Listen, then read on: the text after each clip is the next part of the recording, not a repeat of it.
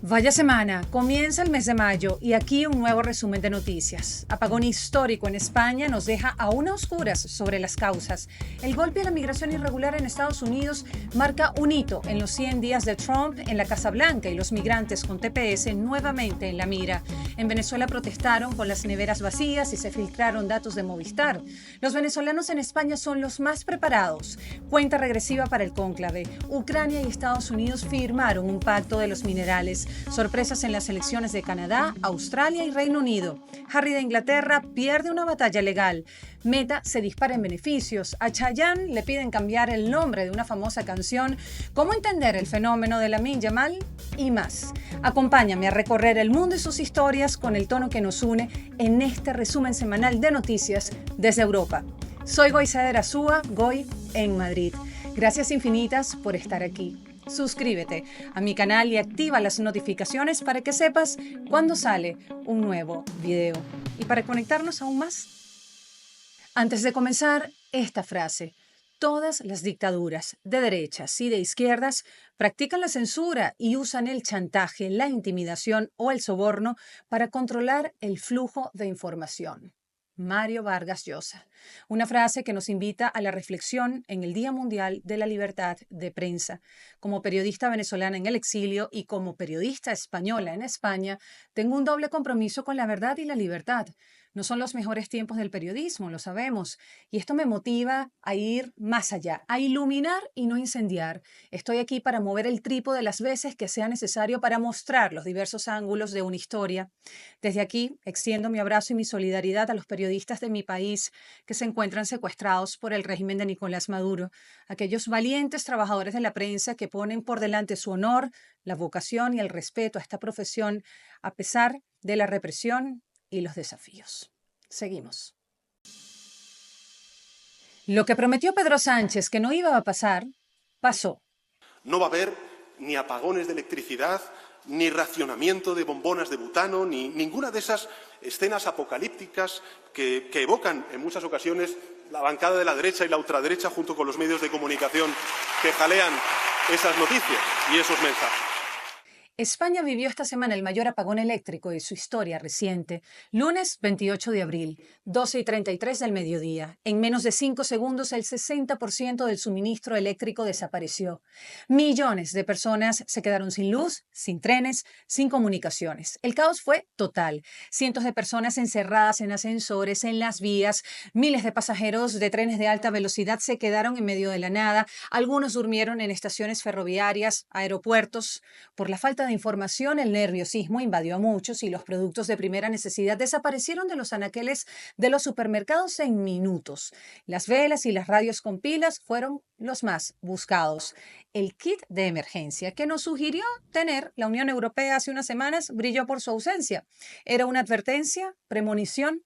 Lo cierto es que el apagón también afectó a Portugal y Francia. Este último se desconectó de la red española y así evitó un mal mayor. El presidente de gobierno Pedro Sánchez se pronunció 6 horas después sin explicar las causas y sin descartar cualquier hipótesis, es decir, sabotaje, falla del sistema, ciberataque. Como han explicado algunos expertos, la falla pudo haber sido un conjunto de variables, partiendo desde la desconexión de 2 plantas fotovoltaicas en el suroeste del país. El gobierno creó una comisión de investigación para identificar a los responsables, que, según el propio gobierno, serían los operadores eléctricos, es decir, el sector privado. Pero algunas compañías alertaron a Red Eléctrica sobre la producción de ciertas anomalías en el sistema eléctrico. Te pongo en contexto. Red Eléctrica de España es la empresa que gestiona el sistema eléctrico nacional, que actúa como monopolio al transportar la energía de alta tensión a los operadores privados, que tiene mayoría accionaria del Estado. O sea, es una empresa controlada por el gobierno. Y no solo eso, es una empresa presidida por una exministra de Vivienda del gobierno de Zapatero, abogada sin experiencia en el sector eléctrico, elegida a dedo en 2020 por Pedro Sánchez. Una presidenta que tardó 3 días en dar la cara. Y es que Red Eléctrica ha apostado de forma acelerada por una red dominada por energías renovables, sin tener un sistema de respaldo robusto, al tiempo que Pedro Sánchez mantiene su compromiso con el cierre progresivo de las centrales nucleares, previsto para culminarse en 2035, lo que podría generar más fallas y el aumento de los precios de la electricidad, según expertos. A esto le sumamos que la vicepresidenta de España y actual ministra del Trabajo, Yolanda Díaz, propone devolver al Estado el control total de red eléctrica. Es un sector estratégico y tiene que estar en manos públicas, dijo. He aquí una señal de una política de estatización, ¿no? Por su parte, Portugal dice que no sabe la causa del apagón y mantiene parados los intercambios comerciales de energía con España. Se asocian 6 muertos por el apagón y las empresas cifran en más de 1.600 millones de euros el impacto negativo de este apagón masivo en su actividad. De hecho, muchas preparan una ola de demandas por las pérdidas. Los venezolanos y cubanos en España se sintieron que vivían un déjà vu y es que no es para menos, no se explica cómo sucedió esto. La presidenta de la Comunidad de Madrid, Isabel Díaz Ayuso, quien por cierto goza de gran popularidad en las últimas encuestas, cargó contra Sánchez por el apagón. Denunció la imagen lamentable de un país que se apaga a la venezolana. Nadie nos encierra, nadie nos apaga o nos deja en evidencia. Y sí es verdad que para quienes han vivido años de un precario sistema eléctrico, como dije en el caso de Cuba o Venezuela, para los españoles ha sido insólito porque aquí hay un sistema ferroviario que funciona y ni se diga de las telecomunicaciones. Y a pesar del colapso de la luz, el colapso de la confianza, el colapso de la información y el discurso oficial, el civismo brilló. Las autoridades respondieron. Y este apagón de España ha generado alarma en la Unión Europea, no solo porque Sánchez le pidió ayuda a Bruselas y también la OTAN, sino tenemos el caso de Austria, que pide a su población prepararse para un apagón de varios días tras el colapso en España. El ejército del país europeo quiere tener un plan de contingencia. El informe anual de política de seguridad del país centroeuropeo del 2020 alertaba de que la probabilidad de un apagón masivo en los próximos 5 años era de un 100%. Donald Trump prometió los primeros 100 días más extraordinarios de cualquier presidencia en la historia de Estados Unidos y de una forma u otra lo ha venido consiguiendo. 100 días que parecen un año. Realmente aquí en Europa no hay día que nos despertemos sin una noticia que hable de Trump. Y es que si pensaste que lo habías visto todo, solo basta con mirar su perfil en su red social. Ahí está, como papa, una imagen en tiempos de cónclave, que de esto te hablaré más adelante. En estos primeros meses de gobierno, Donald Trump ha dejado claro que no vino a administrar, sino a rediseñar, todo desde una visión pragmática, negociadora y sin complejos. El mensaje, América decida por América, y el resto del mundo, si quiere algo, pues que vaya a negociar con él. En estos días no le ha temblado el pulso para realizar grandes cambios, como por ejemplo el de Mike Waltz, destituido tras incluir por error a un periodista en un chat de Signal donde se discutían operaciones militares en Yemen. Es lo que se ha denominado el Signal Gate. Este desliz ha generado preocupación sobre la seguridad en la administración de Trump, así que Waltz ha sido relegado por Donald Trump al cargo de embajador ante la ONU. En su red social Truth ha dicho que si lo hizo bien, pues seguramente lo hará así en su nuevo cargo. Para cubrir la vacante, Trump ha designado al secretario de Estado Marco Rubio como asesor de seguridad nacional interino, concentrando así un poder sin precedentes en una sola figura. En mi primer mandato tenía dos cosas que hacer: gobernar el país y sobrevivir, pero estaban todos estos corruptos. Esta segunda vez gobierno el país y el mundo. Para sus fieles, Trump es el presidente más importante de la historia. Para sus detractores, el peor y el más peligroso. Para los analistas, probablemente el líder estadounidense más influyente en lo que va del siglo XXI. El granito, como se presenta en la mayoría de medios, es el asunto migratorio, porque aunque prometió acabar con la guerra en Ucrania en un día, aún no lo ha logrado. En cambio, con la migración sí hay resultados visibles. La Oficina de Aduanas y Protección Fronteriza de Estados Unidos ha indicado que en el mes de marzo hubo 7.180 cruces fronterizos desde el suroeste, el número más bajo en la historia y una caída dramática en comparación con el promedio mensual de los 4 años anteriores, 155.000.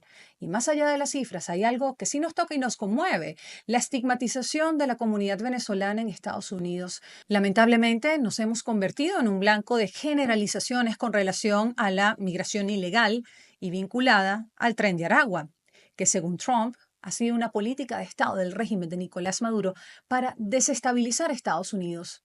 Y no lo ponemos en duda.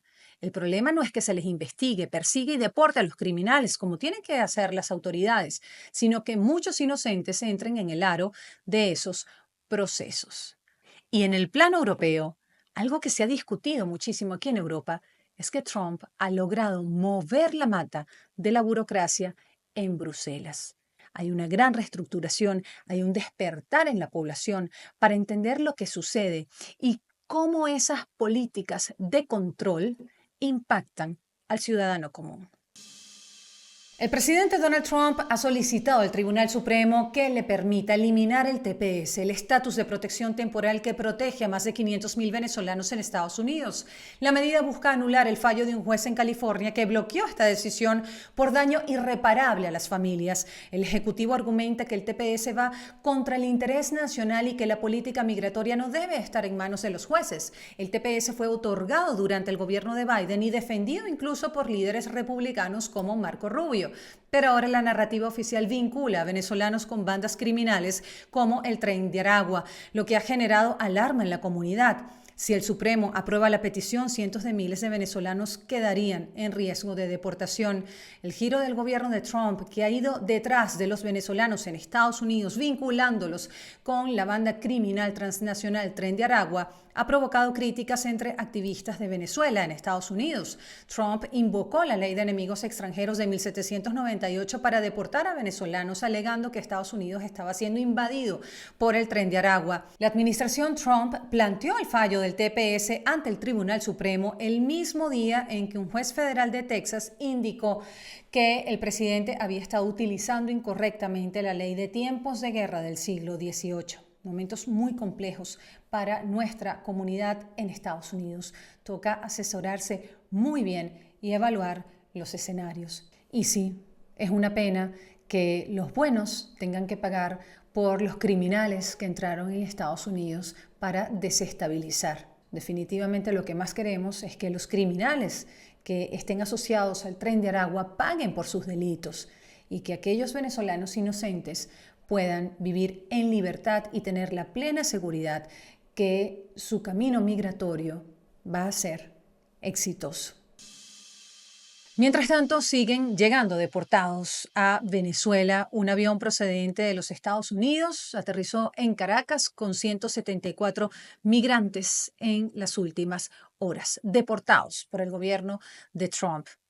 Lo más destacado, vamos a decirlo así, es el recibimiento que se le ha dado a estos migrantes, ver a Diosdado Cabello sonriente, aplaudiendo, igual que a los propios deportados. El hecho de llegar a suelo venezolano, ser recibido por quienes son los causantes de esta tragedia, pues evidentemente genera gran conmoción y gran debate. Y se espera la llegada de muchos más en las próximas horas. Se mantiene la tensión, además, con los 238 venezolanos deportados en marzo por Trump a El Salvador.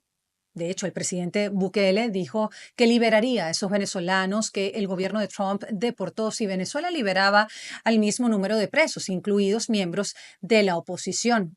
Maduro lo rechazó de facto, se le cayó la careta, encarcela y tortura a su antojo, defiende a los presos de El Salvador, pero ni menciona hacia los 906 venezolanos secuestrados por el régimen, según el último reporte del Foro Penal, muchos de ellos sin fe de vida. ¿Con qué moral se defienden a unos y se mantienen encerrados a otros?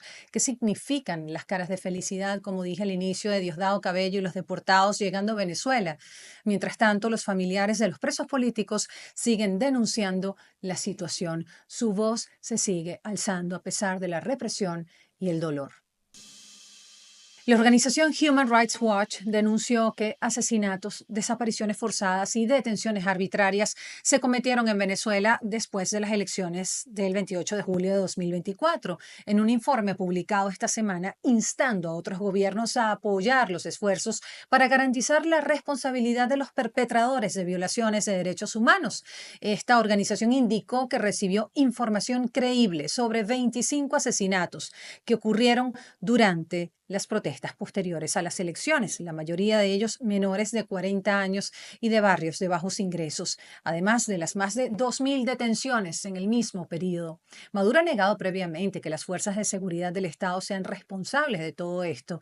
Human Rights Watch instó a la comunidad internacional a imponer sanciones y apoyar el trabajo de la Corte Penal Internacional, que está investigando posibles crímenes de lesa humanidad en el país. El informe también señala el fraude electoral, que las autoridades de Maduro declararon a Maduro ganador a pesar de las fuertes evidencias en su contra. Venezuela volverá a votar este mes de mayo, cuando se celebren elecciones regionales y parlamentarias. María Corina Machado, a la cabeza de la mayoría de los partidos de la plataforma unitaria, ve imperdonable la decisión de los disidentes liderados por Enrique Capriles, a los que acusa de haber negociado con el chavismo condiciones para ir a los comicios. El hambre también es represión. Sin comida no hay paz. El salario es hambre, no es bloqueo, es corrupción. Fueron algunas de las expresiones de una protesta nacional e internacional llamada Neveras de Hambre durante el 1 de mayo, Día Internacional del Trabajador. Un pueblo con hambre no tiene fuerza para luchar, y eso es lo que el régimen ha hecho en todo este tiempo. Una bolsa de comida no sacia, no nutre. Maduro mantiene el salario mínimo y las pensiones en poco más de €1 mensual, una de las peores cifras del mundo, quizás la peor. Por otro lado, les cuento sobre un informe que dice: Venezuela se quedó sin millones de trabajadores que perdieron todo incentivo para trabajar porque el salario no valía nada. Venezuela perdió 55.3 millones de años de escolaridad cuando más de 4.1 millones de trabajadores abandonaron el mercado laboral. Esta cifra astronómica es un cálculo hecho por el economista Omar Zambrano, jefe de ANOVA Policy Research, para llamar la atención sobre los hallazgos del estudio titulado Crisis económica y el colapso del acervo de capital humano venezolano. Cuando multiplicas 4.1 millones por 12 años o más de educación en promedio, te das cuenta de esos 55.3 millones de años acumulados. Venezuela perdió 75% del tamaño de su economía entre 2013 y 2021, una de las contracciones económicas más severas registradas en la historia moderna, y al menos 7.7 millones de personas emigraron durante la última década. El economista le contó a la BBC que es relativamente optimista. La intención del estudio nunca ha sido pintar una realidad irreversible para regodearnos en lo mal que estamos. Hay mucha gente talentosa, formada, que queda en Venezuela, y hay gente que se sigue formando en las universidades. Sin embargo, hay que enfatizar que con las capacidades actuales no podemos estar así. Sobre la migración, ha dicho que es posible que parte de esa diáspora regrese a Venezuela si se revierte el proceso de decaimiento y se enrumba en un crecimiento sostenido. Movistar, propiedad de la gigante española Telefónica, enfrenta una presunta filtración masiva de datos en Venezuela, según la ONG VE Sin Filtro, especializada en ciberseguridad y censura. Nombres, números de identidad, ubicaciones y números telefónicos de 3.2 millones de clientes de Movistar en Venezuela se publicaron en un foro en línea mientras un pirata informático autodeclarado intentaba vender la información. La información fue difundida el pasado 27 de abril por la cuenta Dark Web Informer y confirmada por la organización VE Sin Filtro. La filtración de Movistar se produce en un entorno de vigilancia excesiva del régimen de Nicolás Maduro, que utiliza las comunicaciones digitales para rastrear a opositores. Expertos en este asunto han advertido a las personas que no contesten llamadas de números extraños y no compartan información personal en ninguna plataforma sospechosa. En el Congreso del Partido Popular Europeo se aprobó por unanimidad una resolución histórica de apoyo a Venezuela. El texto desconoce el fraude del 28 de julio de 2024, exige el reconocimiento de Edmundo González Urrutia como presidente electo y solicita acciones firmes contra el régimen de Maduro por represión y violaciones de derechos humanos. También pide la protección para María Corina Machado y los exiliados y propone coordinar con países europeos políticas de apoyo a migrantes venezolanos. El documento reafirma que la toma de poder de Maduro en 2025 es ilegítima y declara que la única vía válida es el respeto al voto y la restauración democrática. Y los venezolanos seguimos trabajando dentro y fuera de Venezuela para hacer cumplir ese mandato popular. Es hora de mantenernos todos firmes en este propósito común, porque el camino será siempre claro para quien no se aparte jamás de sus valores. En la ciudad de Valencia, en España, se llevó a cabo el primer Congreso de Asociaciones Venezolanas de la Comunidad Valenciana, una jornada importantísima para escuchar, compartir propuestas y fortalecer los lazos entre quienes trabajan en las organizaciones y asociaciones sociales que hacen vida en Valencia y así promueven el bienestar de los venezolanos dentro y fuera del país. Este primer Congreso de Asociaciones Ciudadanas en la Comunidad Valenciana es un acto tremendamente significativo y así tenemos que entenderlo todos.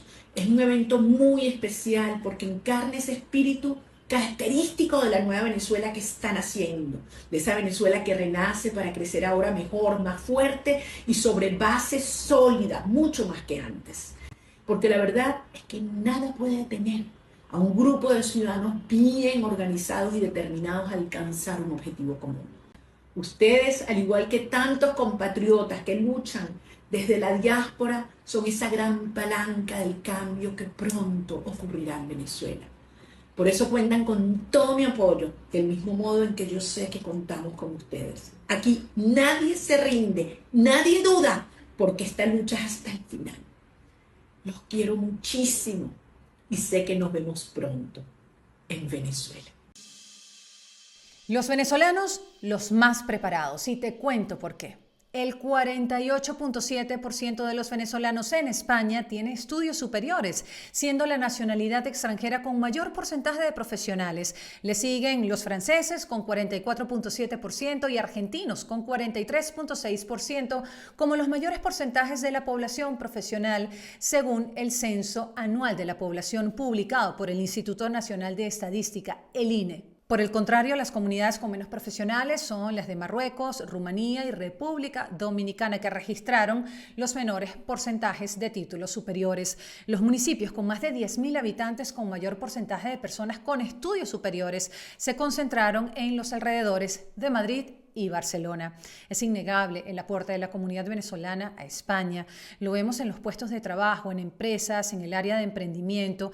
Es una migración que viene a trabajar, a aportar al estado de bienestar, a pesar de la precariedad del empleo, los bajos salarios, el elevado precio de la vivienda y los impuestos.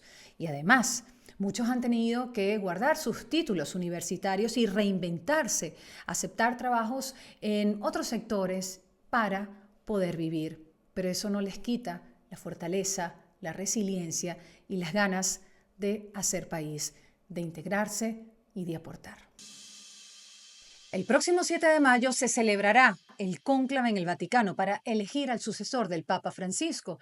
Sin embargo, la preparación ha estado marcada por algunas controversias. Un cardenal condenado por delitos financieros anunció que no participará en el cónclave acatando la voluntad del Papa. Por otro lado, un cardenal peruano, arzobispo, sancionado por presuntos abusos, ha sido visto participando en las congregaciones generales previas al cónclave, generando indignación entre las víctimas y la opinión pública. Y mientras esto sucede, se asoma una profunda división entre dos corrientes, los reformistas y los conservadores. También incluye la nacionalidad, porque se ha dicho que hay cierta presión por elegir a un papa italiano. Pero habrá que esperar, porque la oficina de prensa de la Santa Sede está ofreciendo imágenes que muestran los preparativos de la Capilla Sixtina que recibirá el Colegio de Cardenales para la elección de ese nuevo pontífice. Una decisión que viene del Espíritu Santo. Cuando salga humo blanco por esa chimenea, es signo de que ya hay un sucesor del Papa Francisco. Habrá 4 votaciones al día, 2 por la tarde y 2 por la mañana. Sin embargo, habrá una segunda vuelta directa y obligatoria entre los 2 cardenales que hayan recibido más votos en la última votación. Si los votos a favor de un candidato alcanzan los 2/3 de los votantes, la elección del pontífice es canónicamente válida. En el próximo resumen seguramente tendremos a un nuevo papa. Ucrania y Estados Unidos firmaron un acuerdo estratégico para explotar tierras raras y otros minerales críticos en territorio ucraniano. Sí, firmaron ese polémico acuerdo que ha sido noticia en todo este tiempo. El pacto incluye la participación de empresas estadounidenses y la creación de un fondo conjunto de inversión, con la reinversión del 50% en la economía local. Esto eleva la tensión geopolítica con Rusia, que percibe esta colaboración como una amenaza directa a su influencia regional. En paralelo, Rusia sigue atacando a Ucrania y no solo en ataques con drones, sino también en el ámbito de inteligencia. Estos acontecimientos reflejan una escalada en la ofensiva rusa y complican aún más los esfuerzos diplomáticos para alcanzar un alto al fuego. Elecciones en Canadá. Mark Carney, ex banquero sin experiencia previa en cargos electos, lideró el Partido Liberal hacia una sorpresiva victoria como gobierno en minoría, desmintiendo las predicciones que auguraban el triunfo conservador. Este giro fue impulsado en gran medida por las políticas agresivas del presidente estadounidense Donald Trump hacia Canadá, que incluyeron aranceles comerciales y retórica anexionista, provocando un aumento del nacionalismo canadiense. Estos resultados envían un mensaje claro a la comunidad internacional sobre el potencial efecto de rechazo a Trump en escenarios políticos similares, donde la identidad nacional y la autonomía cobran protagonismo. El Partido Laborista ha ganado las elecciones en Australia con mayoría absoluta y Anthony Albanese será el primer ministro por segunda legislatura consecutiva, algo que no sucedía en 21 años. Estamos orgullosos de lo que somos y de todo lo que hemos construido juntos en este país. No necesitamos mendigar ni pedir prestado ni copiar de ningún otro sitio, en alusión directa a la afinidad de su oponente con las políticas de Donald Trump. Y es que la percepción negativa que los australianos tienen del presidente de Estados Unidos ha pasado factura al perdedor de las elecciones australianas. Primero pasó en Canadá y ahora en Australia. Y en las elecciones locales del Reino Unido sucedió lo contrario. Nigel Farage, figura clave del Brexit y aliado cercano de Donald Trump, ha vuelto al centro del escenario político británico tras una contundente victoria de su partido, Reform UK, en unas elecciones parciales. Su triunfo ha arrebatado un escenario crucial al laborismo de Keir Starmer, desafiando el relato de estabilidad que prometía el nuevo gobierno tras su mayoría absoluta. Farage ya no representa solo un voto de protesta, se consolida como una amenaza real al equilibrio político en el Reino Unido. ¿Y qué me dicen de Meta? La empresa de Mark Zuckerberg, dueño de Facebook, Instagram y WhatsApp, tuvo ingresos de 42.000 millones en el primer trimestre, un beneficio del 34%. La publicidad sigue generando el 98% de la facturación. Y su nuevo asistente de inteligencia artificial, Meta AI, que es el círculo azul que ven en WhatsApp, por ejemplo, este asistente que responde una cantidad de dudas, pues ya cuenta con 1.000 millones de usuarios al mes. Tras perder una batalla legal esta semana sobre su protección de seguridad financiada con fondos públicos, el príncipe Harry dijo que quiere hacer las paces con su familia, sobre todo con su padre. No me habla por este asunto de la seguridad. Y fue más allá. Me encantaría reconciliarme con mi familia. No tiene sentido seguir luchando. No sé cuánto tiempo más le quede a mi padre, añadió. El rey Carlos III, de 76 años, está en tratamiento por un cáncer no revelado. Alejado de su familia, desde que partió del Reino Unido a los Estados Unidos junto a su esposa Meghan Markle en enero de 2020, Harry dijo que el veredicto judicial significaba que sería imposible traer a su familia de vuelta al Reino Unido de forma segura. Harry afirma que la decisión de retirarle la seguridad se había tomado bajo la dirección de los funcionarios del palacio en un esfuerzo por controlarle a él y a su esposa. El príncipe, de hecho, le ha pedido ayuda al primer ministro británico para que dirijan una revisión del proceso. Insólito, de torero a bombero. La famosa organización PETA, Personas por el Trato Ético de los Animales, ha enviado una carta al cantante puertorriqueño Chayanne pidiéndole que cambie el nombre de su famosa canción Torero por Bombero. Sí, en defensa de los toros, ya que, como dicen, podría interpretarse como una exaltación de la tauromaquia. En cambio, los bomberos representan el valor, la dedicación y la empatía, valores que la mayoría admira, dice la misiva. A esto hemos llegado. Una propuesta que, además, recibe Chayanne en vísperas de su nueva gira. Pero, de verdad, con tantas cosas que están sucediendo en el mundo, vamos a pedirle a Chayanne que cambie la canción. Así estamos. La cifra impresiona, 17 años y 291 días. Esta es la edad con la que Lamine Yamal se ha convertido en el jugador más joven de la historia del Fútbol Club Barcelona en alcanzar la cifra de 100 partidos oficiales, y lo ha hecho en un escenario grandioso en la Champions. Los fanáticos del fútbol están siendo testigos de un fenómeno. Un joven español de 17 años, de madre de Guinea Ecuatorial y padre marroquí, que creció en un barrio obrero a las afueras del Barcelona, que entró en la cantera del Barcelona a los 6 años y debutó con 15 en el club. Se presenta con su extraordinaria calidad individual y desparpajo sobre el terreno de juego. Se dice que de sus botas ha nacido toda reacción y es una de las mayores promesas del fútbol mundial. Su nombre, compuesto, honra a dos personas, Lamine y Yamal, que ayudaron económicamente a sus padres antes de su nacimiento. Las comparaciones las están haciendo desde hace rato, sobre todo con Messi, pero como él mismo dijo esta semana, no me comparo con nadie, mucho menos con él. Tengo que ser mejor que yo mismo al día siguiente y hacer mi camino. Obviamente lo admiro como el mejor de la historia, pero no me comparo, reconoció. Lamine Yamal representa la nueva generación de talentos que combinan habilidad, carácter, belleza, ganas, simpatía. Realmente es un gustazo verle jugar. A ver, independientemente de tu equipo favorito de fútbol, ver a Lamine Yamal, pues es una oportunidad tremenda para conectar aún más con este maravilloso deporte. Gracias totales por llegar hasta aquí, por acompañarme a recorrer el mundo y sus historias con el tono que nos une en este resumen semanal desde Europa. Soy Goice Erasúa en Madrid. Te invito a suscribirte a mi canal y activar las notificaciones para que sepas cuando hay un nuevo video. Recuerda que la mejor noticia eres tú. Seguimos.